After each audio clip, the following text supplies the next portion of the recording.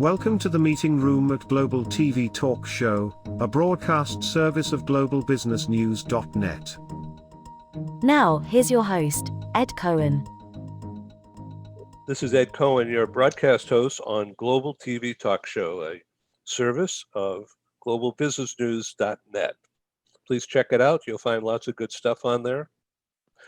Our special guest today is from Alberta in Canada, and it's Maria Drueco. Did I pronounce that correctly?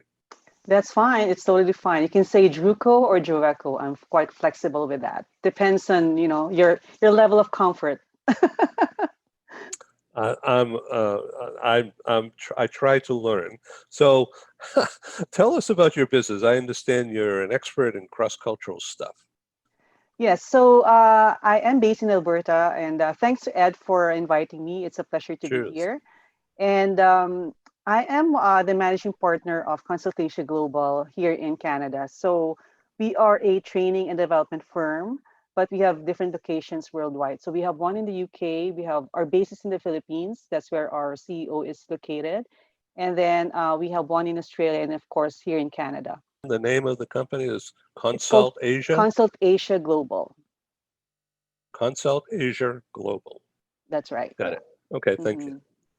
Yeah, so we do a lot of training, so a lot of leadership training, sales coaching, depending on the expertise of the consultant. So here in Canada, because I'm a human resource professional with expertise and training in intercultural communication, I actually am more specialized into helping leaders, especially those organizations that are struggling with creating an inclusive workplaces, actually develop their capability as having that inclusive behaviors and focusing on the managers, which are kind of neglected right now because they need most of the stuff that we have in terms of diversity and inclusion.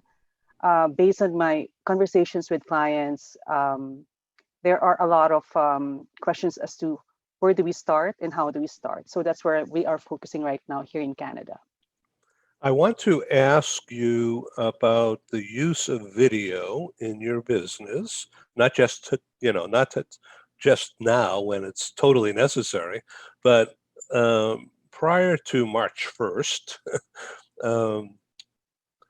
did you use video? Did you use Zoom, or what was it, in person and phone? Well, I have been doing interviews as well. So, like doing a lot of job interviews because I'm also part of my work is doing talent acquisition. So, doing a lot of recruiting and supporting business managers. So, seldom do we use Zoom, only when the candidate is actually located outside the city. But we have started using Zoom in trainings and interviews as well when the pandemic hit. Yeah, okay. So prior to March 1, I never did this. Had no Oh, really? idea Yeah. what it was. We produced live training conferences Mm-hmm. all across the US and Canada, Mexico, Brazil, Europe, and I was on a plane a lot. But we never did video. It was always like, yeah, I should do it. Yeah, we got to get more people to see what we're doing because the quality is so good. And we just, don't do it. And then all of a sudden, I was discussing with Paul because we did radio shows for 10 years. How do you do Zoom? What is it? How does it work? How do you get comfortable? What do you do? How do you do it? And so now this broadcast is, I don't know what number, I lost track, but it's over 60 that have been produced since mid-March. And Google Analytics, if we can believe all this stuff, has tracked, according to them, over 75,000 page views on our sites since mid-March through Mm-hmm. December 10. So that's amazing, actually. Mm-hmm. And that means people are looking at the videos. Okay. So that drives audience, that drives interest. And also, if it's not done right, if Mm-hmm. we're not careful, if we're not prepared to be on camera, it drives people away Mm-hmm. and says, "Oh, I'm never going to do business with that guy. You know, I don't like his white beard, and I don't like what he's doing, and you know." So you have to be really careful about what you say. Now, in cross-cultural training in a business context, particularly in acquisition, talent acquisition and development, and onboarding, this is a major issue, isn't it? So how do you use video and Zoom to get people to be more successful faster? Well, so I think you're speaking about two sides there. So you as the employer, and the other end is the employee. Um, when it comes to cross-cultural communication, it's very hard to use a video because there are a lot of missed cues, right? So the physical cues that you usually see in an in-person interview. And so typically in an in-person interview, you can really sense and feel and really get to know the employee better. But it's very hard to tell during the actual video interview. But what I usually advise the managers is that, you know, you have to take into context and into consideration the culture from where this person is coming from. And I mean, even if, you know, in-person interviews, if you are speaking with a person from a First Nation with a First Nation background, it's going to be different for them compared to someone you know, who is a white person, male Caucasian applicant, right? So uh, in regards to the video thing, what I can suggest and what I can advise employers is really to have an open mind.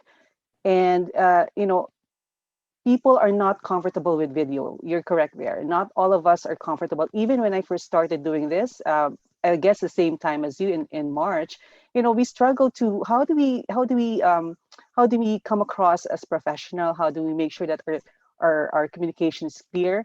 It's very hard. I mean, that's what we advise our managers. And, you know, before the actual interview itself, I, as a consultant, would, you know, have this briefing with them that, you know, there are some ways that we have to do differently when we're doing in person and doing a Zoom video interview. So those are the things that we need to for us to bear in mind. It's not all the time that that person might not be able to look at the camera. In the first place, it's hard to look, right? Especially if I you're know. looking at the screen and then you're looking at the camera. So don't judge it as if that person is not interested.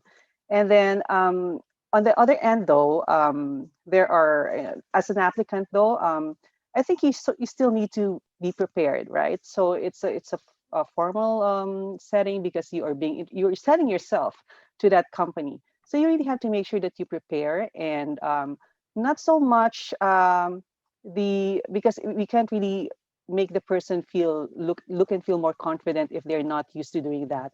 So it's just more of the context of how you answer those particular questions. So you know, what I tell managers is we assess the candidates based on their answers and not based on how they look at you know on screen and how they actually you know come across on the screen because it's a very high pressure situation. So So let yeah. me, yeah, so just to go a little bit deeper, um, global talent pipeline development, right? Sourcing talent. This is a great way of doing it. That's right. And virtual assignments, I think they're here to stay. What do you That's think? right. It depends on the organization, though. If you're in the position, right? So what I find, though, based on my experience here, because the experience, the organizations that I work with, they're still pivoting towards supporting a remote workplace. So again, we have to identify what are the positions that needs to be you know, what are who are the applicants that we need to interview because they need to be doing an in-person type of work, or is a position okay to be doing work remotely? So when it comes to sourcing talent, in Canada, though, what I can speak of is, first off, you cannot apply if you don't have any legal papers to work in Canada. So that's one structural barrier for us to really reach people outside Canada. It depends on the company. If you are a pharmaceutical company who that is open to, you know, having sourcing people outside your own country, this is a very good tool or interview tool, right? So that's one good thing. I think one of the silver linings that we experience during this time in the pandemic is that we are able to reach out globally, just like what you said. But again, it depends on the organization's needs. That's just based on my experience. It depends on the nature of the work and the nature of the business of the organization. But this is a very good tool to use if you are sourcing globally. So what do you see recently, and how does that portend for January, March, April business prospects and how people will be working? So taking in consideration what's been going on with lockdowns and the sickness and people reacting however they've been reacting and the growth of this medium, are employers learning how to use this more, or they just have to revert back to how it used to be? Well, I think they have to, right? They have to be able to adapt this kind of medium when it comes to the business process and the work that they do, because there has been some articles recently that I think most of the U.S. companies are actually shutting down their physical offices because they're now considering remote work for their teams.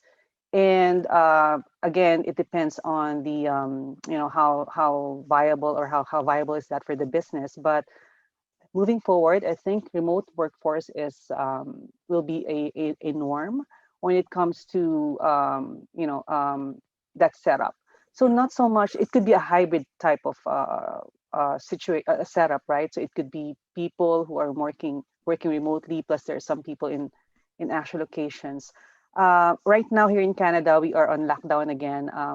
Businesses have opted to again make their workers work at home. It just started that last Sunday, so for four more weeks, offices have closed. Most of the offices have closed, and people are working remotely. So businesses really have to pivot and quickly adapt to this particular. How do we make this technology our friend and our partner in our business? So they have to do that. They have to learn how to do that. So tell us about one other, just pick one other reinvention or redevelopment or restructure in your personal life that you want to share, and how it relates to business, of course.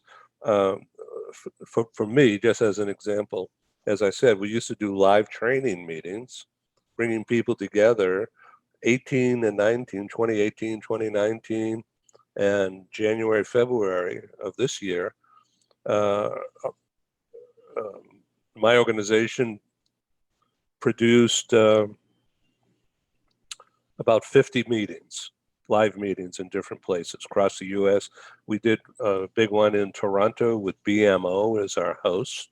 Mm-hmm. We had over 100 in the penthouse suite there in Toronto. It was wonderful. You haven't But been to Alberta, hey, before the not pandemic. not not yet. I've never been there, but I'd love to. So we had to learn how to do this. Okay, as I mentioned, I had to learn uh, how to behave and not eat on camera, whenever possible. Um, and if I'm going to drink, not to spill anything, like water. But how to take notes without ignoring the guest, things like that. Um, so, how have you reinvented yourself? And I'm sure it's positive. You're a go-to, solve the problem kind of person, I could tell. And not everybody is that way, as we know, right?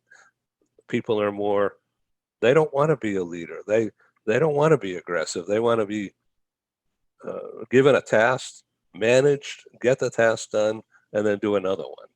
So, what's happening? Give us some insight in your world.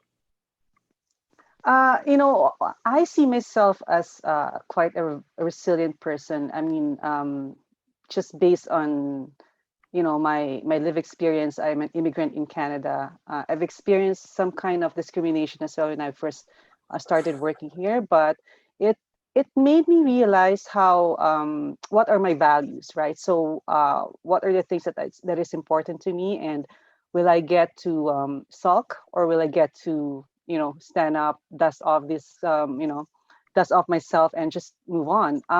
When it comes to this particular situation, I think all of us were blindsided by this particular pandemic, right? In fact, and I didn't mention to you, I also have travel agency business. So it was Ah, going well, right? We have 20 groups traveling this year, supposedly, but it all was all wiped out because of the pandemic. And so, on that note, for that particular business, I really have to pause and reflect whether I should continue or not, or what do I need to do? So those are the things that, as a business owner and as a person, I need to really. For me, reflection is very important. So I need to pause and reflect. Otherwise, I'll just be drowned by all these, a lot of information, all these complexity in the situation that we are experiencing right now. Um, so I guess when it comes to the training piece, though, one of the things that really helped me in terms of how do we pivot is really also learning the technology, because in-person training is also one of the things that I'm used to doing. And it's very different when I first started doing training and being on camera. You still get that sense of nervousness, because which I don't find when I'm doing in person. You know what I mean? Because when in person, you get to be in the room first, you get to speak with the participants, you get to warm the place. But in Zoom, it's very hard to do it. So one of the things that I learned doing is really adapting. So if you are, just trying to set a process, if you are hosting a webinar, if you are, hosting the training, just making sure that your participants are clear with the expectations, right? So we usually send them a note saying, okay, if you can be here 15 minutes before the time, so we can do a briefing, and to make everyone feel comfortable too. So that's one of the things I learned. And also breakout rooms is very, I find it very daunting at first, but later on, just doing it all the time. Practice is very important, because it gives you that a comfort in doing it every time, because you're used to doing it. So that's just one of the things that I can share when it comes to pivoting in this time of pandemic, when it comes to my training consulting business. yeah, well, thank you. So we're going to take a break here and show some videos and some sponsor shows. It'll just take a few minutes. And when we come back, I'd like you to talk with me about your use of video in training, helping people get familiar with Zoom and being in front of a camera. In other words, be camera ready. And Mm. then I also want you to do a little bit deeper dive about your travel agency business and the tours that you used to do, and what do you think is going to happen with the tour business? I think once people get the vaccination and adhere to the social uh, norms, the new social norms, people will travel again.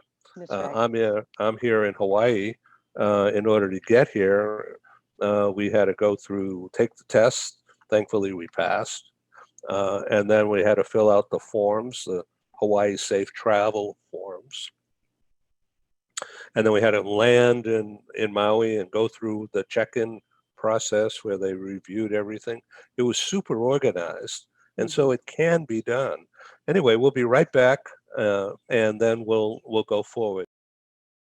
And now a word from our co-sponsors. Our programs wouldn't happen without the wonderful support of our advertisers. Here they are.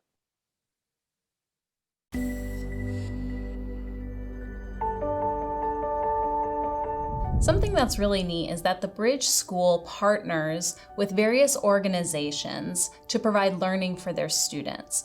For example, we partner with a major ballet company, and we are able to enroll several of their students into our school. So now not only is the student able to participate in a school and have a seamless transition while they're very active in their ballet career, but now they have other dancers that are with them that are doing some of the same courses. So it's almost becoming a camaraderie where they're taking similar courses, they're working together on their ballet, and really being able to form this great partnership with these organizations to provide a needed service. A lot of times there are student athletes who will spend hours and hours at the gym or at the basketball courts, wherever it is. And if they're attending a traditional school, they're in school from 8 to 3. They get a quick snack, and then they're at the gym for 3 to 4 hours in the evening. Coming to us and having that partnership, they're able to break that up throughout the day. They can have a morning practice, get some schooling in, have an afternoon practice, finish their schooling in the evening. So there's that flexibility. And additionally, if there are tournaments or performances, it's fantastic because if there's a week where they have shows straight through, they can take that week off of learning and then pick back up when they're done. So it offers this great flexibility. And for the program owners of these sports leagues, it is a win-win situation for them because they see this need. They see this need that their students need to make sure that they are obtaining the grades necessary to be successful adults in our country and in other countries. But it provides them an environment where they can be successful at both.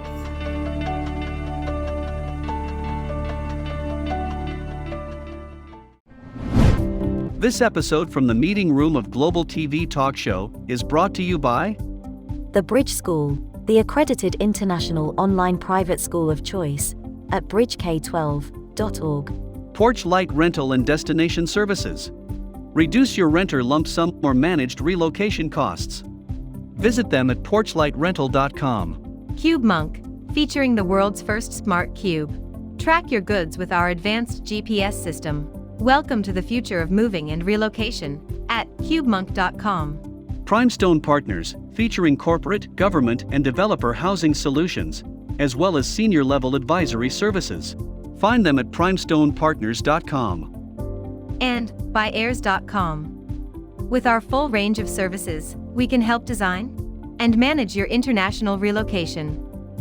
Find us at airs.com. Insured Nomads provides protection and peace of mind with health insurance, travel insurance, group, or tailored insurance for the globally mobile. Visit us at insurednomads.com. And by International Auto Source. We are the vehicle experts for expats, featuring all major brands of automobiles with flexible solutions and financing. On the web at intlauto.com. Hi, my name is Christine. I'm a nurse from the Philippines, and I got to know IAS through Worldwide Health Staff Solutions. And I want to thank IAS, especially to Matthew, for helping me get my car stress-free, headache-free. And so I just want to show you the car that I got.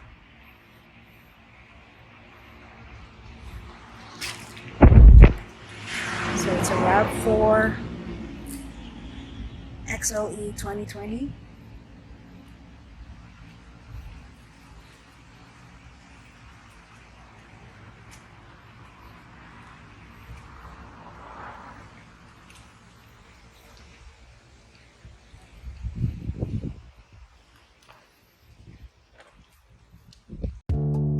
As an expat moving to the USA, relocating is exciting, but it can also be stressful. Getting a car, truck, or SUV for personal transportation is usually a high priority. That's where International Auto Source comes in. We make getting the vehicle you want for your work assignment or academic program easy, so you're ready to drive when you arrive. Our product specialists have helped over 50,000 expatriates with their personal transportation needs, making us the largest international auto retailer in the world. International Auto Source gives you flexible payment options to buy, lease, or rent a vehicle from the world's leading auto brands, arrange financing on a purchase or lease without a U.S. credit history, social security number, or driving record, get full insurance coverage, and get approved easily through our low-rate factory-backed financing programs. And because we're an authorized distributor of the world's leading automotive brands, our no-haggle prices are competitive, and the buying experience is hassle-free. We'll even guarantee your new vehicle will be ready the day you arrive. With over 20 years of experience in the global community, we are the vehicle experts for expats. We are International Auto Source.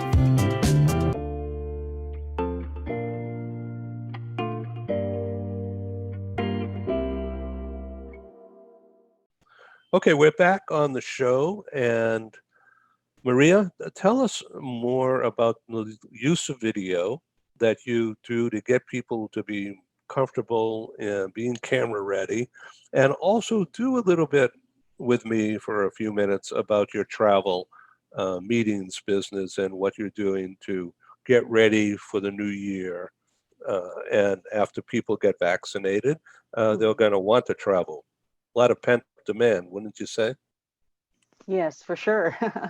Okay, so you want us to start with how being Yeah, camera ready. video. Yeah, right. Yeah, yeah. So what we usually, what I can suggest and what I can recommend for people is if you're attending a meeting or, um, being part of on an interview, you really have to make sure that you dress for that particular part. When I say dress, like dress, not just the top, but it's like you're going to your actual office, complete with shoes if needed. But I know that some people are, their advice is, just put on your top and just wear your PJs. But I don't suggest that because dressing for the part gives you that confidence, I believe. Aside from the fact that, preparing is very important, right? What you need to do in terms of, the how when you're training, or what are the things that you needed to do. Same thing if you're a trainer, you have to make sure that you know your materials and you know how to you're quite sure, you're quite ready to engage your group. But the physical part and the appearance part is very important as well, so make sure that you look so professional. Again, if you're a business owner, I agree with you.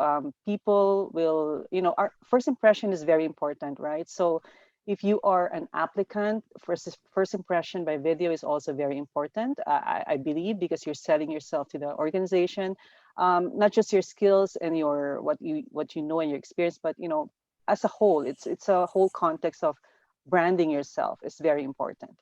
And Good point.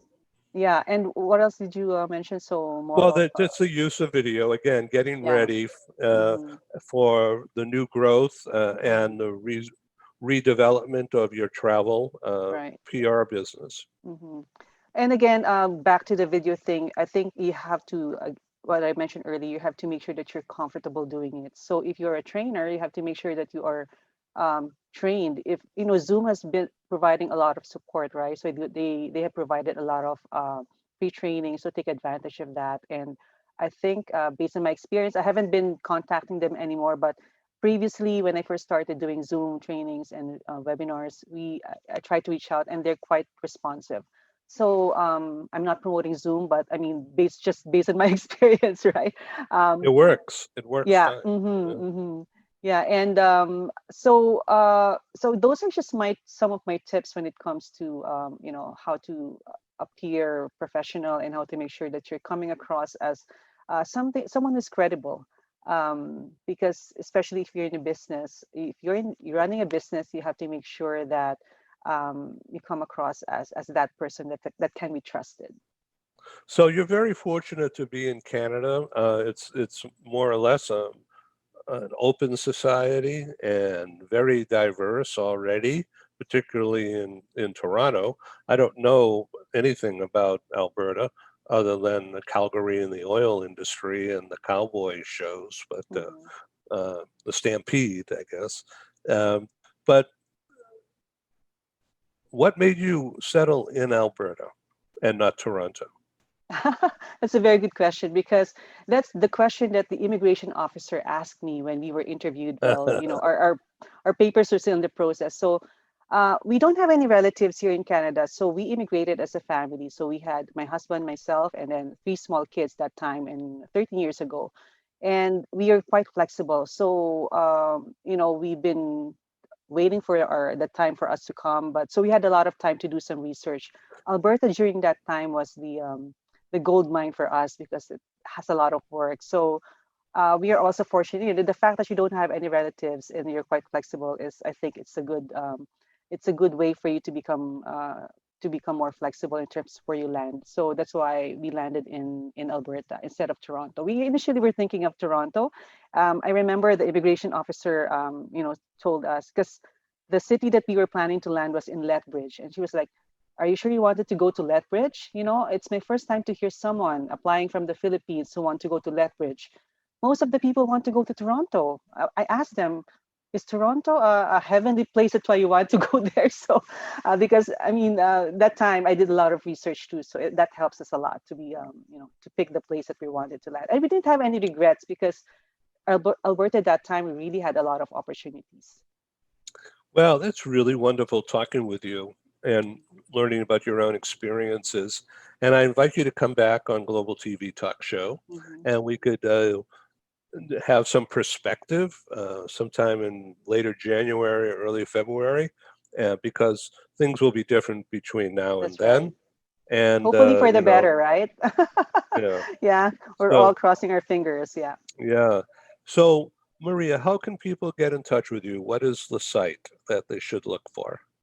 Well, they can find me on LinkedIn, Maria Drueco, Maria Natalia Drueco. I'm there on LinkedIn, and also our website is www.consultationglobal.com, and then we are under the North America page, North America team. So those are the two, I think, sites that is more accessible for me to reach at. Great. Okay, well, thank you very much for Mhm. being on Global TV. We'll see you again soon. It's a pleasure. Thanks so much, Ed. Thank you. Bye-bye now. Bye bye. Thank you for joining us in the meeting room at Global TV Talk Show. Have a wonderful day, and stay safe.